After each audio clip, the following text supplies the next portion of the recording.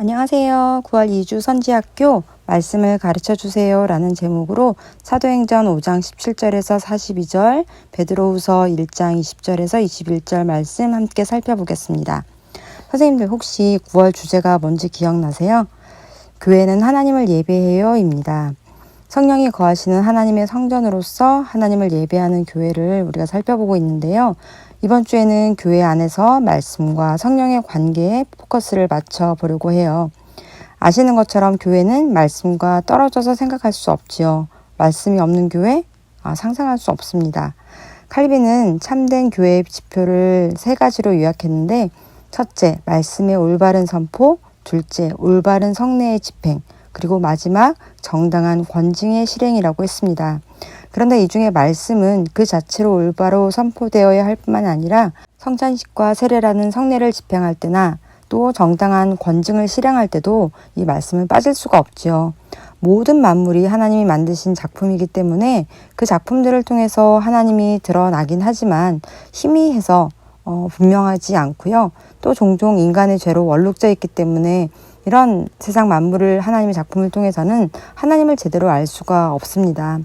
그런 우리를 위해서 하나님께서는 언어라는 선명한 방식으로 하나님과 그 일하심을 보여주신 것이 바로 성경의 말씀이죠. 그래서 이 성경을 특별 계시라고 합니다.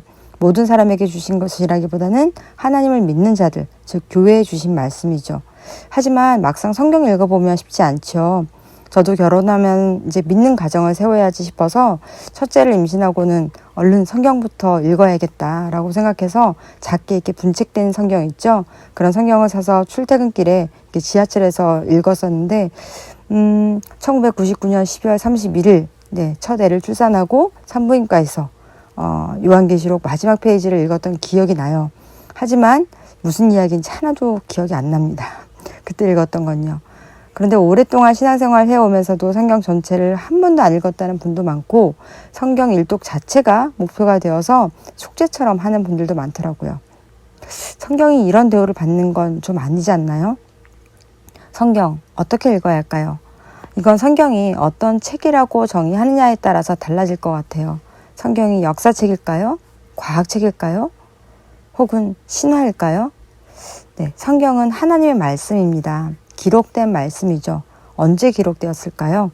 출애굽한 백성들을 이끌고 가던 모세에게 하나님께서 기록하라 하셨던 걸 보면 적어도 모세 때부터 성경이 기록되기 시작해서 사도 요한이 주후 95년에 반모섬에 유배되었을 때 요한계시록을 기록했으니까 약 1500년 이상에 걸쳐서 다양한 직업, 다양한 경험, 다양한 배경을 가진 40여 명 이상의 인간 저자에 의해서 기록된 책입니다.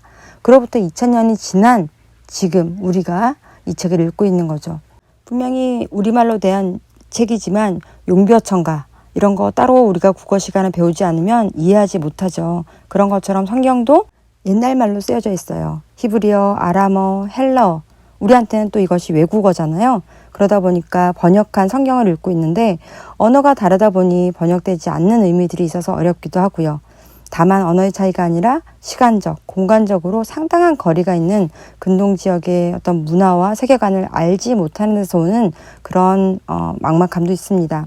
사람의 손으로 그들의 경험과 상황을 활용하여 기록되어서 문체도 다르고요. 같은 경험인데 다르게 때로는 서로 반대되는 것 같은 이야기를 전하기도 하죠. 공간복음 같은 경우에는 중복된 이야기가 많잖아요. 하지만 또 다릅니다. 이러한 점들은 이 66권의 책들이 한 권의 성경에 담긴 이유와 목적을 또 잘 드러내주는 이유가 되기도 하는데요. 오랜 시간에 걸쳐서 다른 지역, 다른 배경에서 기록되었음에도 불구하고 오실 예수님, 그리고 오신 예수님을 증거하고 하나님의 창조와 구원의 과정들을 일관되게 선포하고 있다는 것은 이 성경의 저자가 한 분, 성령님이라는 것을 우리에게 분명히 보여주고 있습니다. 즉 성경이 하나님의 말씀이라는 말은 성경의 저자가 성령님, 즉 하나님 자신이기 때문입니다. 이 점이 성경을 다른 책들과 아주 구별되게 만드는 특징이죠. 세상의 어떤 고전보다 큰 영향력을 띠고 사람을 살리고 변화시키는 살아있는 말씀입니다. 저도 교회를 다니기 이전에 내 사전에는 불가능이란 없다 내 노력과 성실함으로 잘 살아갈 수 있다고 자신만만했었는데 고3 올라갈 때 학교 교재에 실린 빌립보서 4장 13절 말씀 때문에 교회를 오게 되었습니다. 그리고 살아오면서 정말 이거는 나에게 특별하게 주시는 말씀이다 라는 것들이 저의 삶을 많이 바꾸어 놓았습니다. 우리 선생님들도 그런 말씀들 있으시죠? 그런데 앞서도 말씀드린 것처럼 이 세상이 죄에 오염되어 있다 보니 하나님의 말씀도 오해하고 왜곡하고 악용하는 경우가 종종 있습니다. 우리를 위해 주신 말씀인데 그렇긴 하지만 우리 자신을 만족시키기 위해서 읽는 것은 또 잘못된 방법이죠. 자신에게 위로가 되고 힘이 되는 말씀만 골라서 읽거나 모든 상황을 자신의 상황에 적용해서 아주 주관적으로 읽거나 또 자신의 지적 호기심을 만족시키기 위해 읽는 것도 옳지 않습니다. 또 이런 방법은 위험하기까지도 합니다. 베드로후서의 성경을 사사로이 풀지 말라는 경고가 바로 이런 의미이죠. 그래서 성경은 교회와 함께 읽어야 합니다. 함께 읽는다는 게 어떤 걸까요? 성경은 교회에 와서 읽고 또 교회에서만 읽어야 된다는 걸까요? 아니요. 이때 교회는 성령이 함께 하시는 교회, 진리의 영이 임하시는 교회의 공동체를 말합니다. 물론 만인 제사장을 주장하는 개신교는 모든 이들이 성령의 전이 되었고 또 제사장을 통해서가 아니라 대제사장 되신 예수님을 통해서 직접 하나님 앞에 나아가서 하나님과 만날 수 있습니다. 또 로마 가톨릭처럼 사제가 성경의 해석권과 진리를 독점하는 것도 아니에요. 하지만 그럼에도 불구하고 목사의 가르치는 이 직분은 성경을 이해하는 데 중요한 요소가 됩니다. 그래서 목사와 성경을 가르치는 교사들을 통해서 우리는 교회와 연결이 되는데요. 이때 교회는 이번 주에 우리가 예배에 참석하는 교회를 포함해서 세계 곳곳에 흩어진 크고 작은 교회들, 그리고 지금은 사라졌지만 역사를 통해서 존재했던 수많은 교회들을 모두 포함하는 이 모든 성도들의 모임입니다.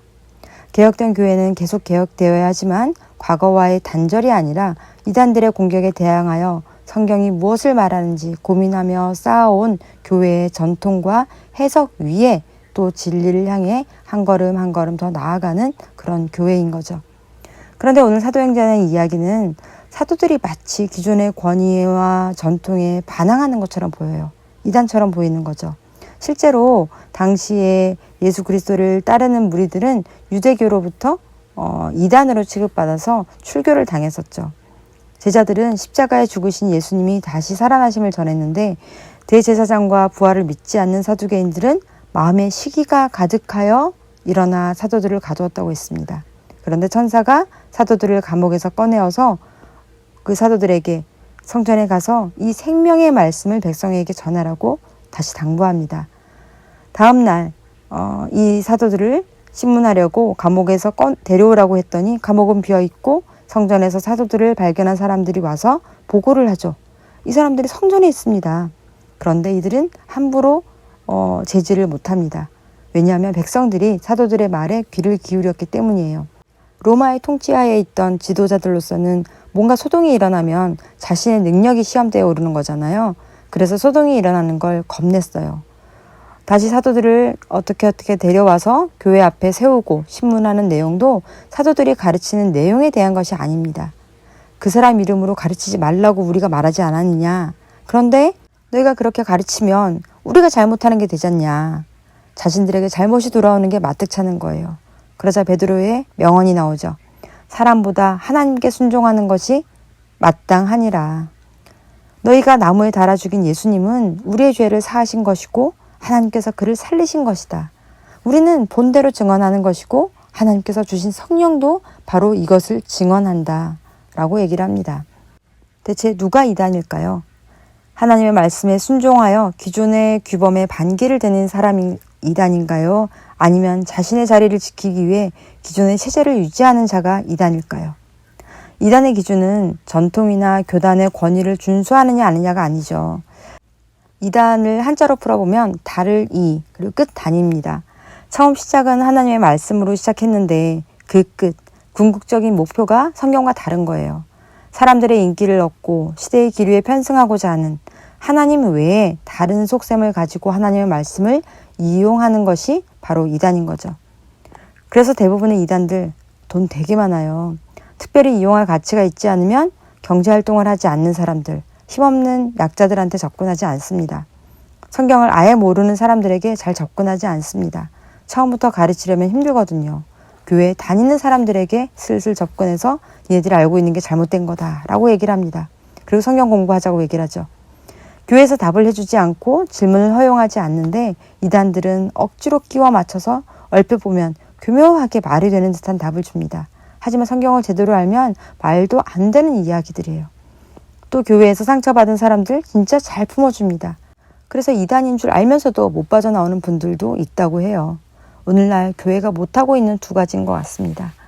이단들, 물론 아주 괘씸하고 나쁘지만 이단들을 향해 잘못했다고 손가락질하기 전에 우리가 좀 제대로 말씀을 가르치고 말씀대로 행했으면 좋겠어요.